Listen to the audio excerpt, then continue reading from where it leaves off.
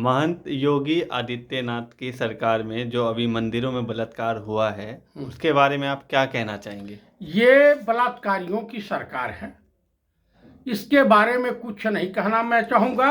इतना कहना चाहूँगा कि माननीय योगी आदित्यनाथ ने जिस प्रकार से अथक प्रयास करके ये क्या चिन्मयानंद और कुलदीप सेंगर जैसे ठाकुर अपराधियों को बचाने की कोशिश की, उसी का नतीजा है कि बदायूं में श्री राम के मंदिर में एक 50 वर्षीय महिला के साथ वो जघन्य अपराध होता है, बलात्कार होता है, यौन शोषण होता है। उसके बाद निर्भया कांड भी शर्मसार हो जाता है। उससे भी बदतर स्थिति में ये 3 मंदिर के पुजारी और मठाधीश ने मिल करके उस औरत को मौत के घाट उतार दिया। और भारत सरकार की, उत्तर प्रदेश सरकार की महिला आयोग की अध्यक्ष कहती है कि शांत टाइम में मंदिर में नहीं जाना चाहिए। तो क्या ये समझा जा कि अयोध्या, मथुरा, काशी और जितने भी तीर्थ स्थल हैं, यहाँ के मंदिरों में सुबह लोग जाएं, शाम को ना जाएं? क्योंकि ऐसा प्रतीत हो रहा है कि उत्तर प्रदेश के मंदिरों में भाजपाई गुंडे, बलात्कारी और नक्सली छुपे हुए हैं, जो महिलाओं और हिंदुओं के साथ, हिंदू बहु बेटियों के साथ रेप करने उतारू हैं। और हिंदुओं को शर्म से डूब के मर जाना चाहिए कि इन देशद्रोही गद्दारों को आप लोग समर्थन देते हैं।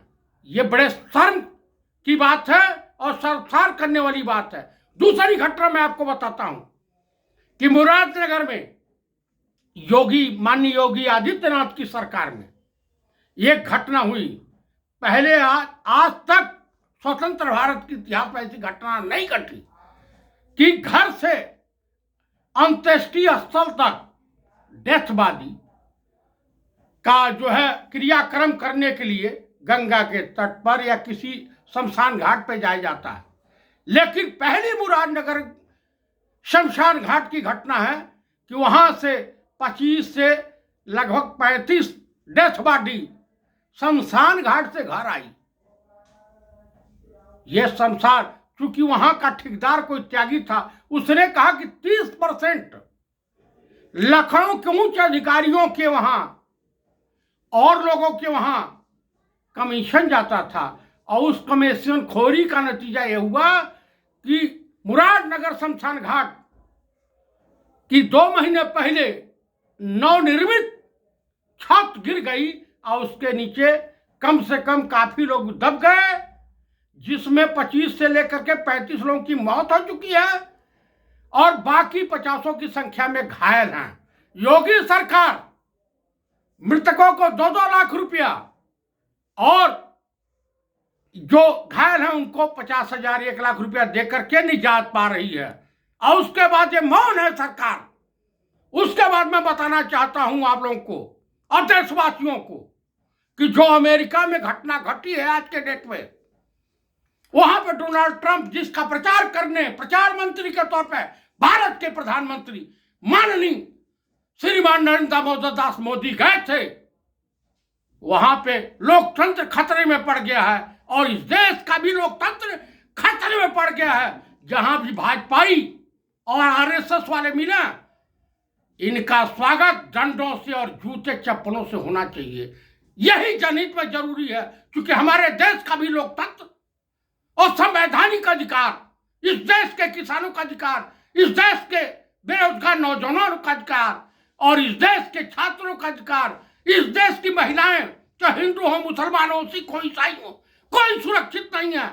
यहां तक कि विपक्ष पार्टी भी अगर कुछ कहना चाहती है तो यह सरकार ईडी और CBI, income tax, supreme court तो नाम की सुप्रीम कोर्ट हो गई है। चुनाव आयोग तो भाजपा सरकार के रखवाले के तौर पे काम कर रहा है। इसलिए मैं देशवासियों से अनुरोध कर रहा हूं कि आप लोग आंदोलित हुए, देश के अन्नदाता किसान भाइयों के आंदोलन की आवाज बने, इनका सहयोग करें, इनके कंधे से कंधे मिला करके इस आंदोलन को सफल करें और देश के संविधान को बचाने के लिए, देश के लोकतंत्र को बचाने के लिए आप लोग अपना सहयोग प्रदान करें। जय हिंद, जय भारत और जय जवान, जय किसान। आप इस चैनल को देखें, सब्सक्राइब करें, लाइक करें और शेयर करें। अधिक से अधिक मात्रा में लोगों के पास ये आवाज पहुंचनी चाहिए, लोगों में जागरूकता आनी चाहिए, शिक्षा के प्रति सचेत रहें। इस देश के कर्णधार, इस देश के तमाम शैक्षणिक संस्थाओं के निर्माता और इस देश को आधुनिक भारत के निर्माता के रूप में मशहूर पंडित जवाहरलाल नेहरू के विचारों को सुने। आप लोग इस देश को ऊंचाई पे ले जाने के लिए इस संघी मानसिकता वाली सरकार का बहिष्कार करें।